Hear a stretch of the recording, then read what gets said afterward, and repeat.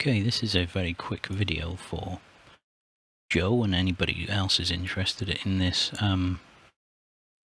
transmit pin or receive pin output on the back of the radio. Joe has sent me this, well, asked about implementing this. He's done it himself in his own source, but I wanted to do a slightly more flexible version which maintains the 1 to 7 setup. So there's Joe's, so he's got a BCD kind of setup, pins 1 through 4, which I've mimicked here, 1 through 4. And he also has the pin 7 moved off, then a checkbox against each band. I'm not sure what off is, Joe. Perhaps you can let me know, because surely an unticked on is the same as an off. So I'm not sure if I've understood what that is properly. Then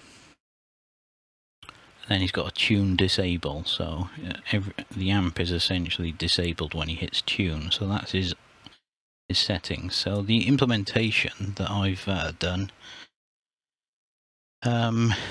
is slightly more flexible. First off, I added this hardware pin state viewer because I didn't know what was going on the back of the radio because I haven't got anything plugged in there. So that's the current state. So we're on 80 meters on VFO-A 3.6. 80 meters, pins 1, 3 and 4 are on, which are there, shown there. Everything related to the split and all that is implemented as well, and you can split it up. So the first 4 pins are VFO-A and the last 3 are VFO-B, etc. But what you can also do is set the action on a transmit pin.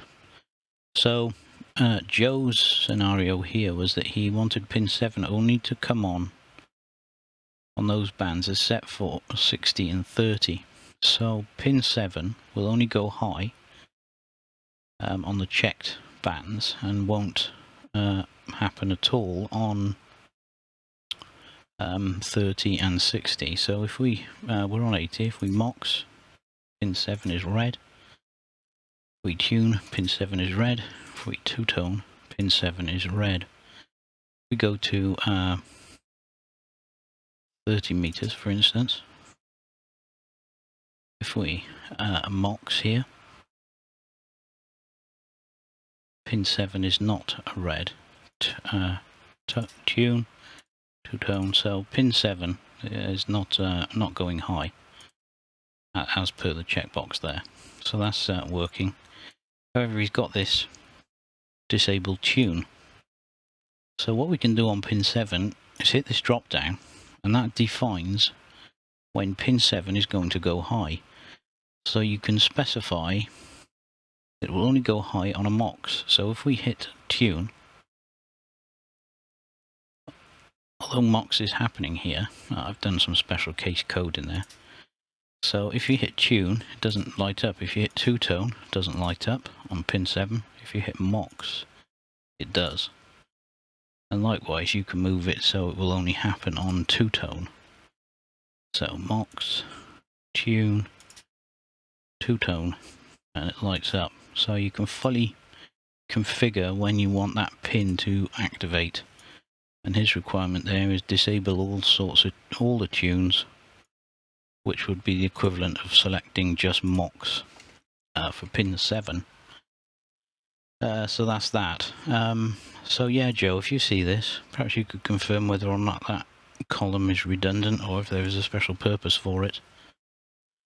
But an unchecked on would be the same as an off, no?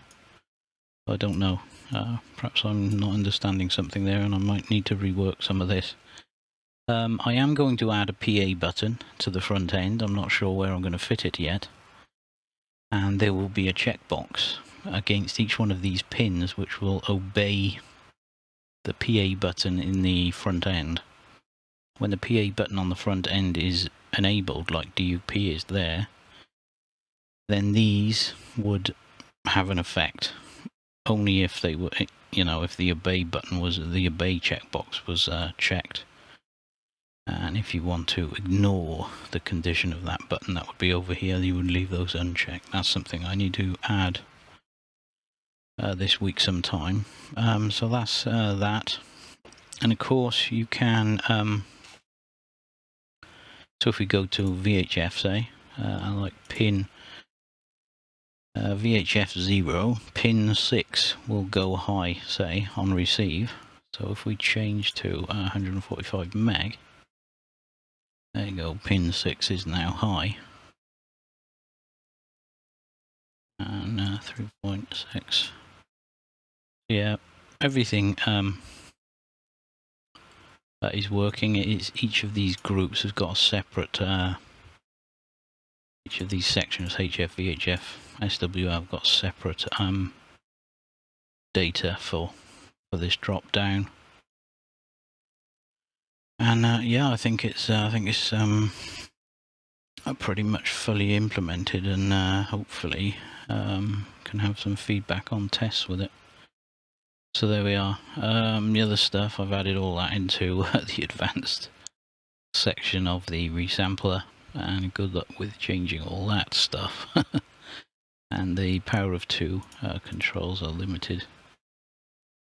Of course, you can't type any old number in there. It will get fixed to a power of 2. Can't remember if it's up or down. So yes, and it stores the old historic var ratio, and when the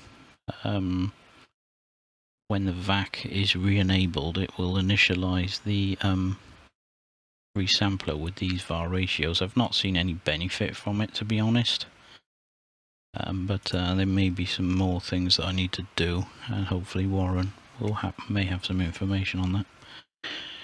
Alright, well there's a quick vid on some of the stuff that I've been looking at. Alright, cheers.